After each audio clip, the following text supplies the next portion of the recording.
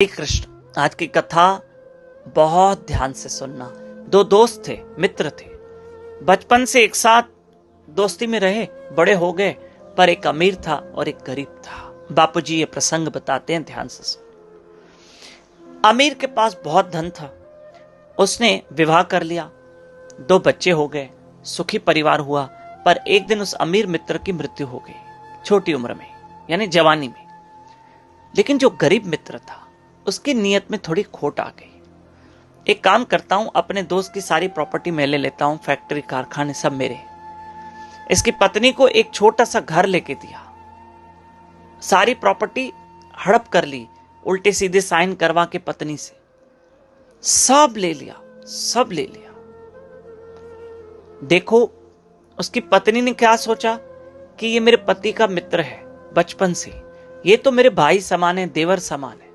आंख बंद करके उस स्त्री ने हर पेपर पे साइन की।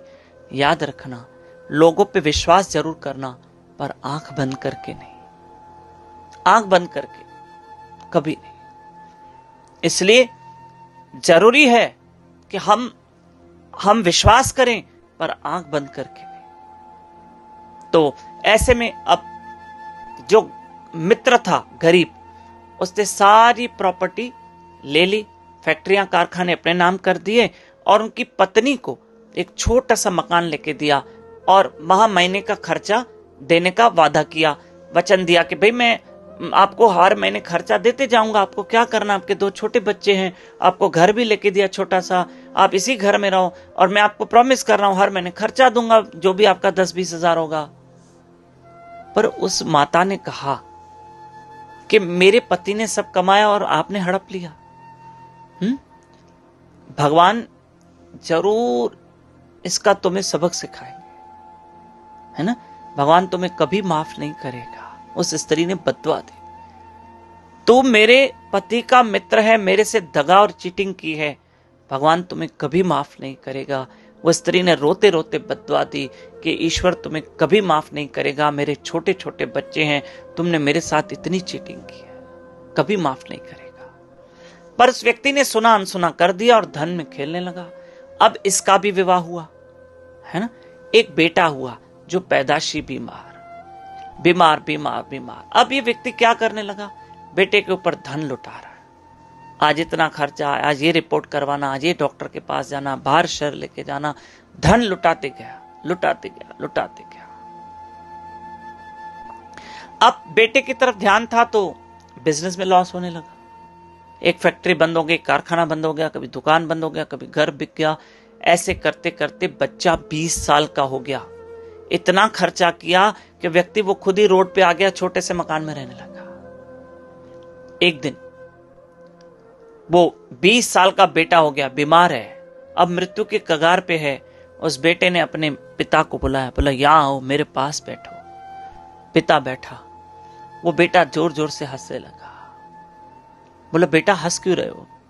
बोले पिताजी बस यहां कर्म का हिसाब किताब खत्म हो गया और बेटे की मृत्यु हो गई।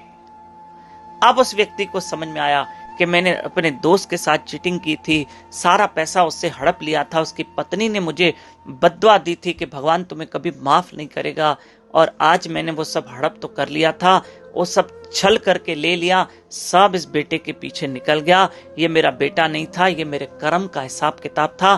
कहीं यही मेरा दोस्त, जो दोस्त था, मेरा बेटा बन के तो नहीं आया?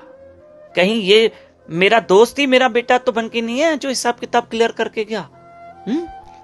प्रिय बंधु, बस किसी का हक और अधिकार नहीं लेना है। हम रूखी सूखी खाएं चलेगा, हम बड़े तामझाम नहीं करेंगे अपने जीवन में, पर किसी के साथ छल नहीं करेंगे, क्योंकि समय बड़ा बलवान है, फिर इंसान को भोगना पड़ता है।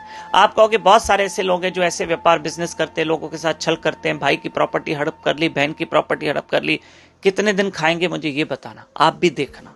समय सबका हिसाब करता है। और आखिर वो व्यक्ति जिसने अपने धनवान मित्र को भी लूट लिया, और अब ये बेटा सब वसूल करके चला गया। प्रिय बंधुओं, अब ये कथा बताने का हेतु यही है कि पितृपक्ष चल रहा है।